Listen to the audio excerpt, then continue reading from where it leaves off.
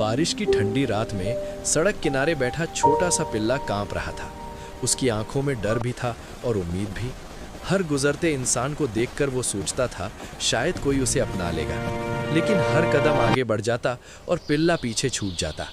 सुबह होने पर जब उसकी आवाज़ भी थक गई, तभी एक बूढ़ी दादी अपने कांपते हाथों से रोटी का टुकड़ा लेकर आई। पिल्ले के सिर पर हाथ फेरा और बोली, डर मत बेटा, अब तू अकेला नहीं है। उस पल पिल्ले की आंखों से आंसू बह निकले, क्योंकि उसे पहली बार समझ आया कि दुनिया में सबसे बड़ी दौलत घर नहीं बल्कि किसी का साथ होता है।